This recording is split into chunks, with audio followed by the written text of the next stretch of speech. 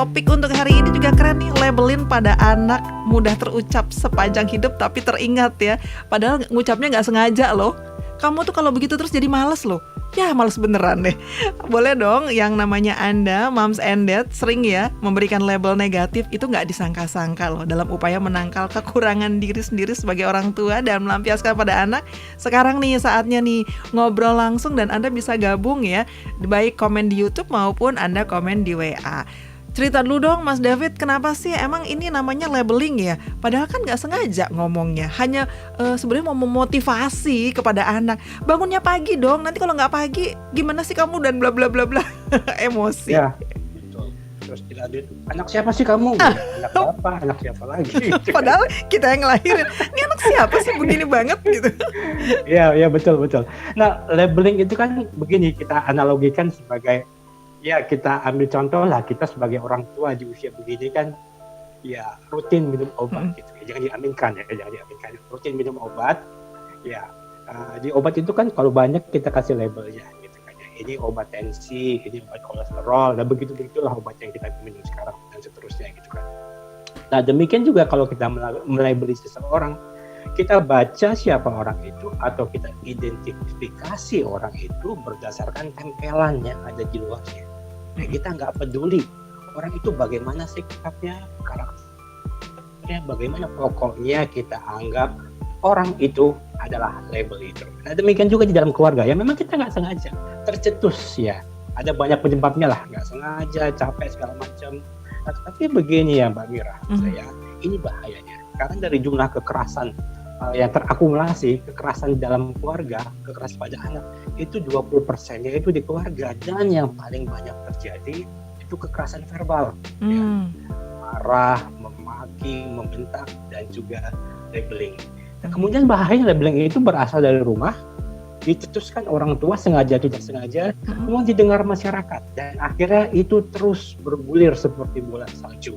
Ya, dan yang paling mudah, yang paling sering dilakukannya sengaja atau nggak sengaja lagi tadi ya, nama panggilan kepada anak.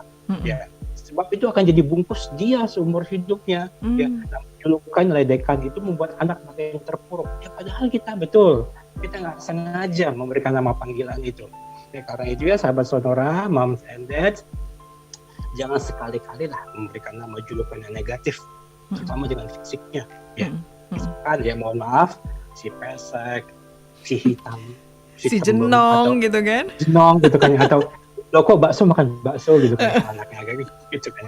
Nah ini ada cerita menarik ini ya. Saya kan bergabung di grup WA alumni begitu kan ya. Boleh dong, boleh. Ya tahu begitu. Oh David besok bicara tentang labeling gitu kan ya. Kemudian ada teman cerita, iya dari kecil saya dibilang si hitam gitu kan ya. Sampai sekarang saya ingat si hitam. Untung saya dapat suami lebih hitam, jadi saya kelihatan lebih putih. Gitu. Si hitam tapi manis ya. Ya, alasannya kita melakukan labeling, terutama kan orang tua kan nggak sengaja.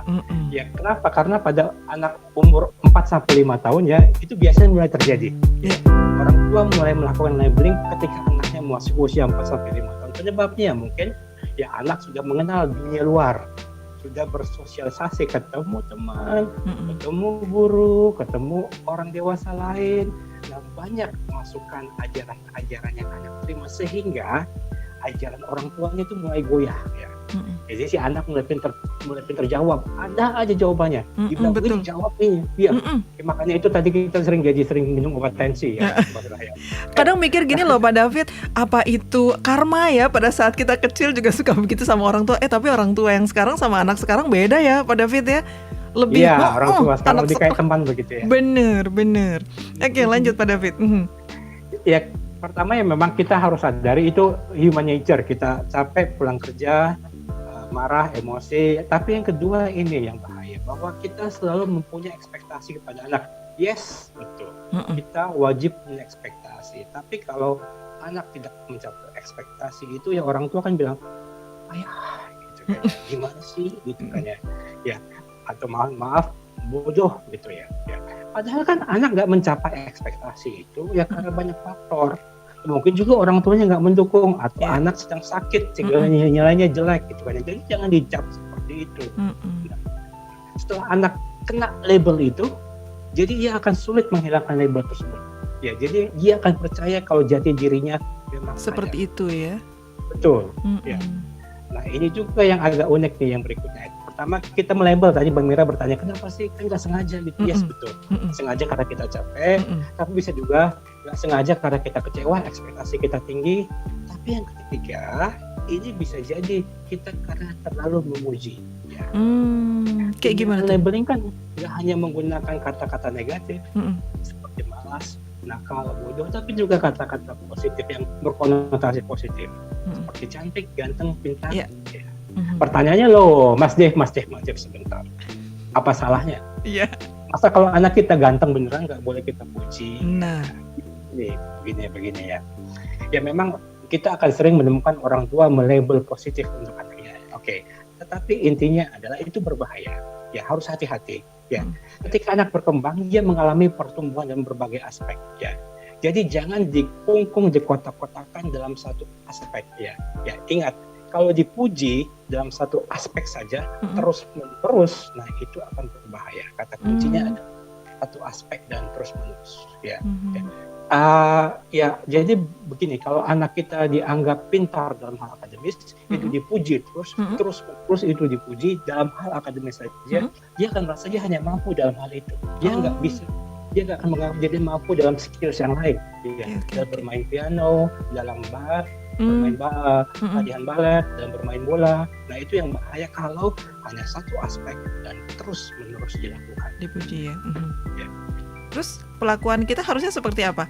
Oh, anak bunda yang paling ganteng, paling pintar dalam segala hal. Pernah saya begitu Pak David. Jawaban anak saya apa? Ih, bunda mah lebay. Iya. Dia tahu pujiannya bohong kali ya.